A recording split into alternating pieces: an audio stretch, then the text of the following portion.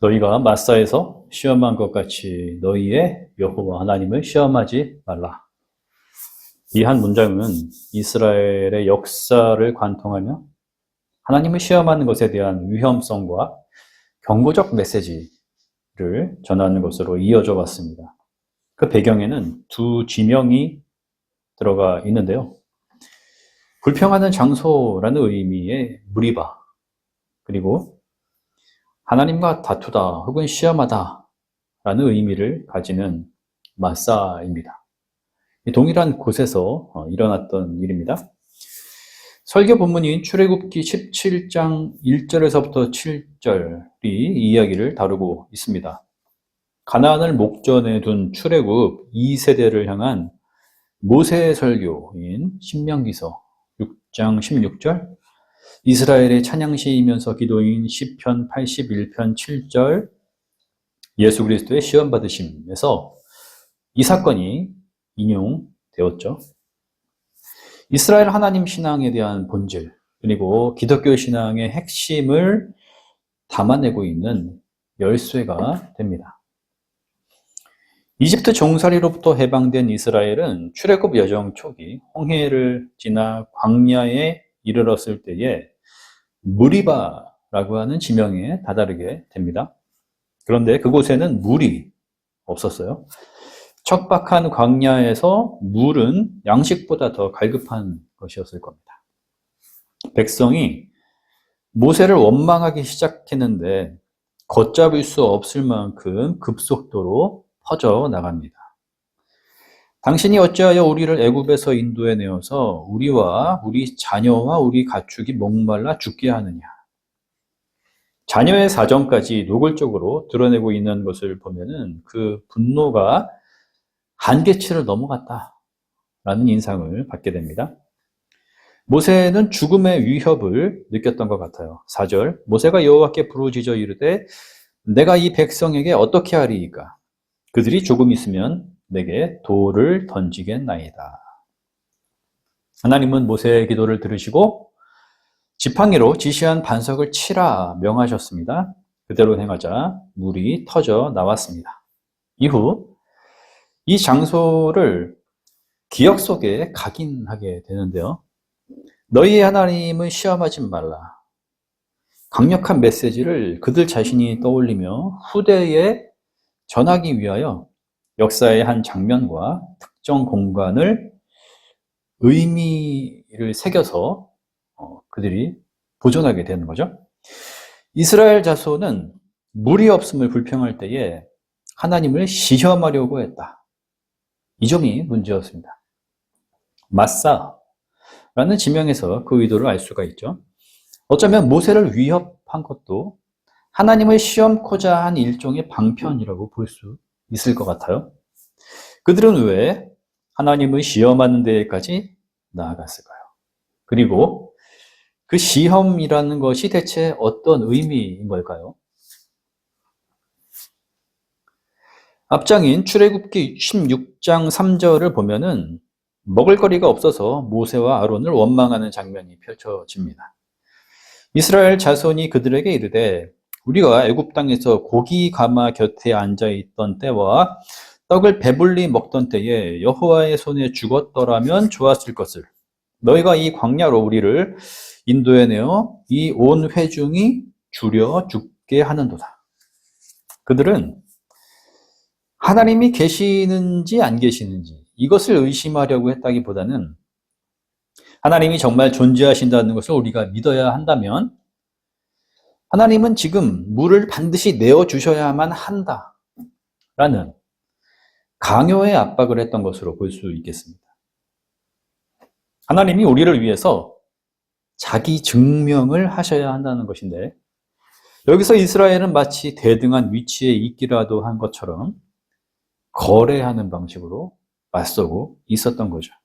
하나님에 대한 무지, 명백한 불신앙이었습니다.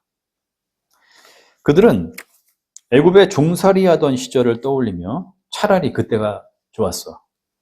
여기서 줄이거나 물이 없어 죽는 것보다는 낫잖아.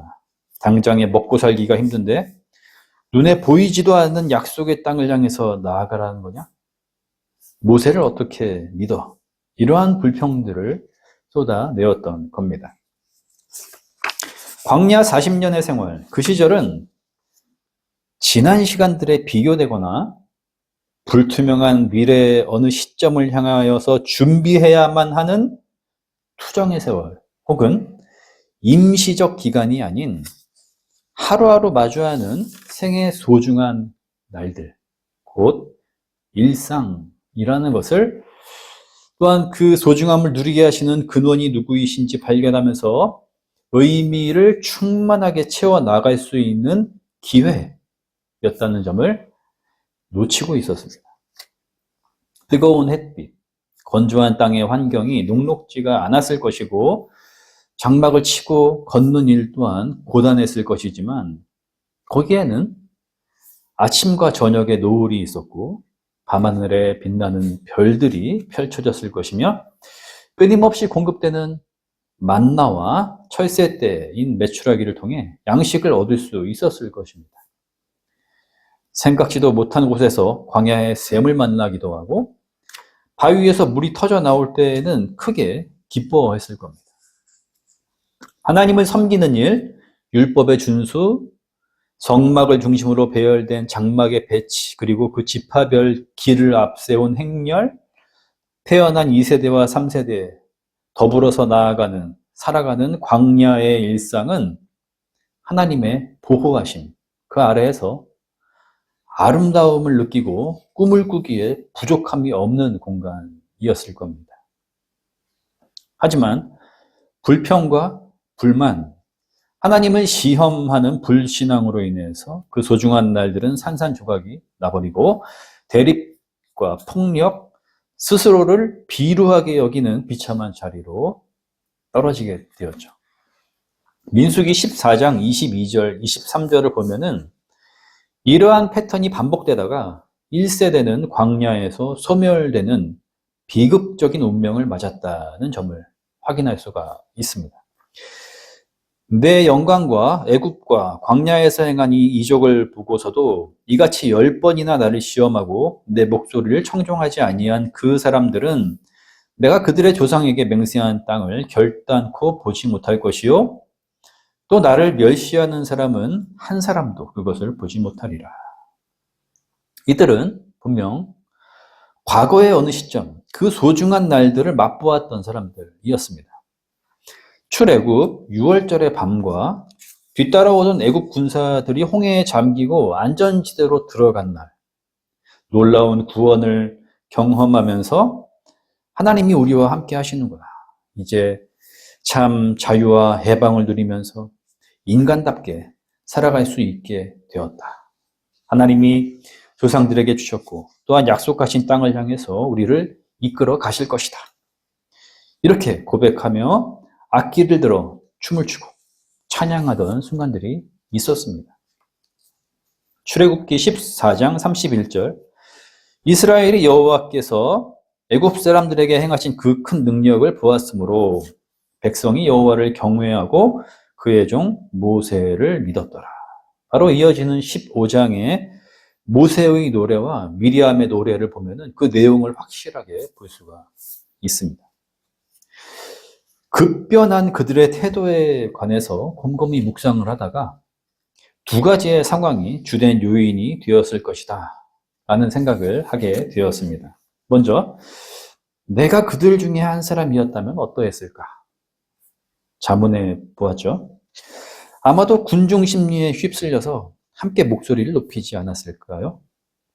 그때나 지금이나 마찬가지인 것은 신앙적으로 바르게 깨어있지 않고 기독교 신앙의 본질에 천착하지 않으면은 세상의 강요나 시대정신의 압박, 예를 들어 반드시 출세를 해야 하고 성공을 해야 한다더라, 돈이 이 정도는 있어야 하고 집은 어때야 한다더라, 한 번 실패하면 인생은 재기하기가 힘들다더라, 이러한 말들에 정신이 팔리고 주눅이 들게 되는 것입니다. 두 번째 요인으로 그들은 왜곡된 일상에 길들여져 있었기 때문에 하나님이 열어주시는 새로운 세상에서 자유를 누리는 참 인간의 모습을 굳건하게 신뢰하지 못했던 것입니다. 십계명이 담아내고 있는 조항들은 약속의 땅을 향하여 나아가는 이스라엘이 삶의 근간으로 삼아야 하는 내용을 담고 있죠. 그것은 앞서 경험하였던 애굽, 곧 제국이 막강하게 휘두르면서 행사했던 구조적인 폭력과 비인간화에 대한 저항의 항목들이었습니다. 십계명은 크게 세 가지의 틀로 구성이 됩니다. 하나님을 형상화하거나 어떠한 상을 짓지 말라. 창조의 하나님이 7일째 주셨듯이 안식일을 지키라. 생활에서 거룩함을 유지하라 입니다.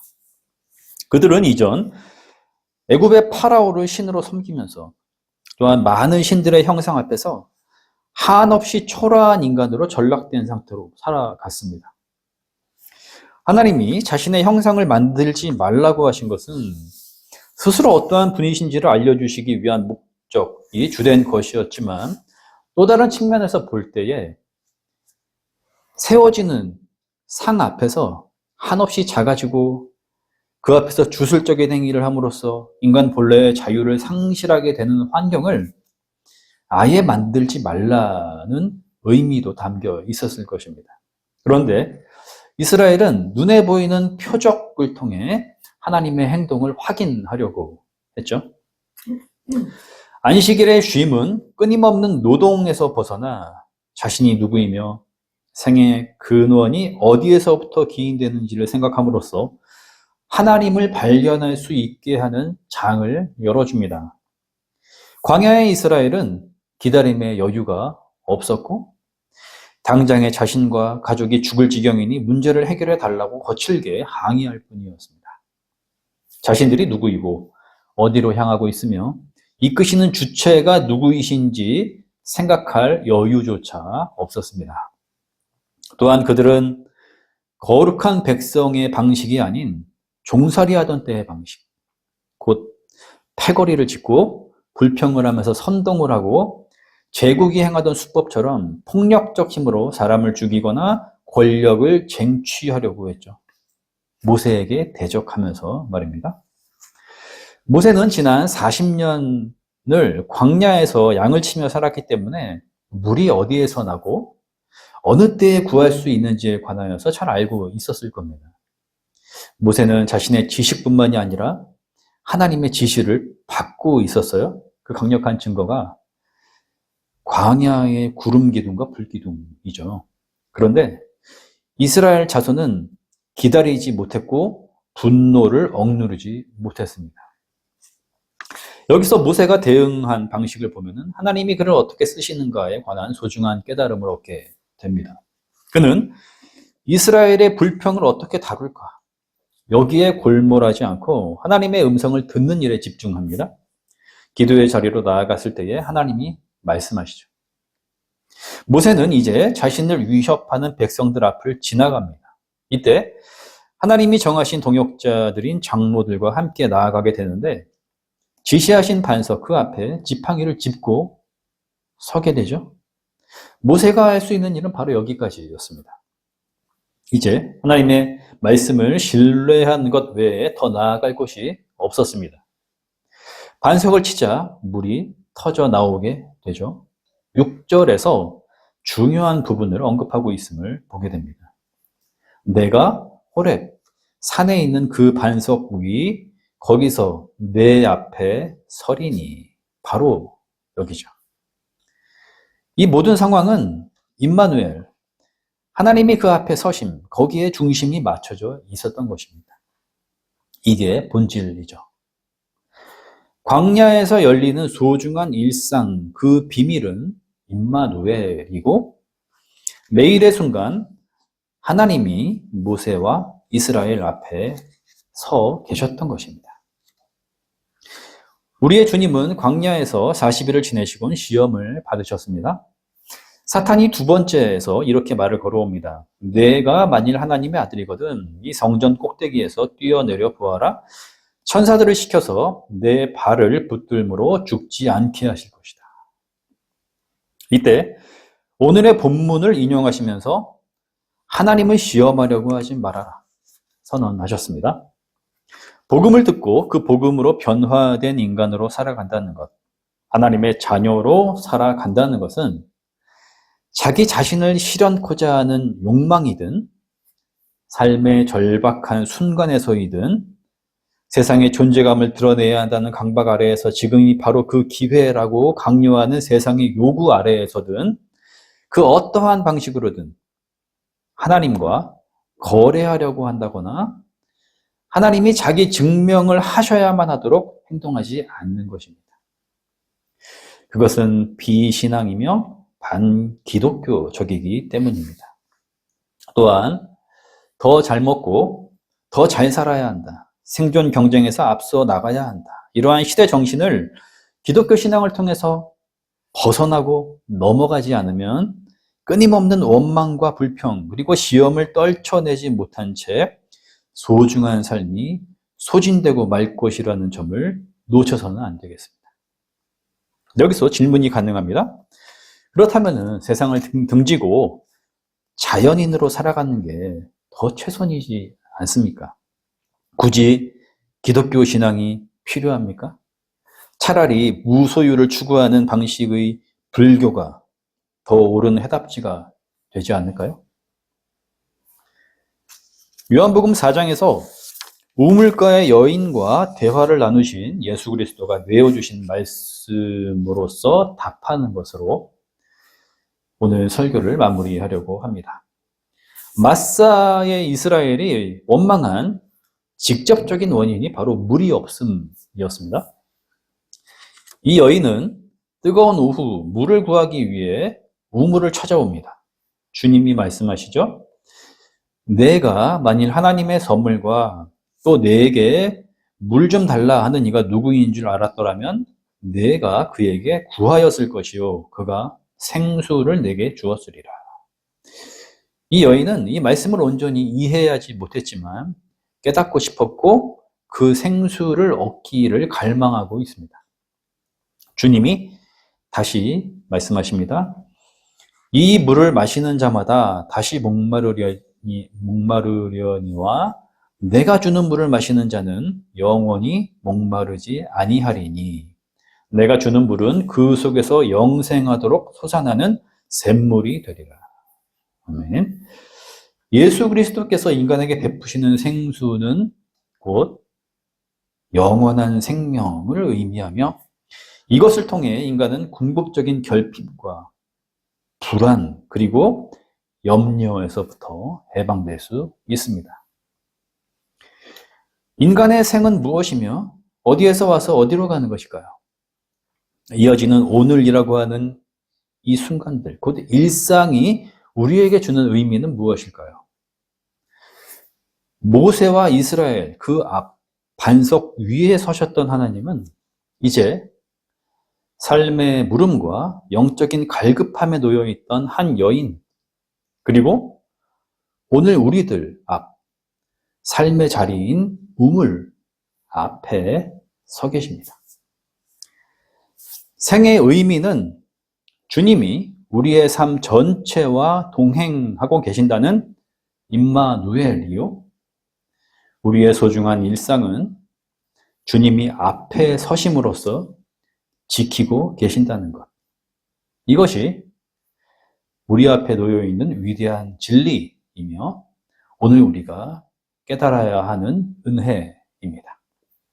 모든 지각에 뛰어나신 하나님의 평화가 그리스도 예수 안에서 우리의 마음과 생각을 지키실 것입니다. 아멘.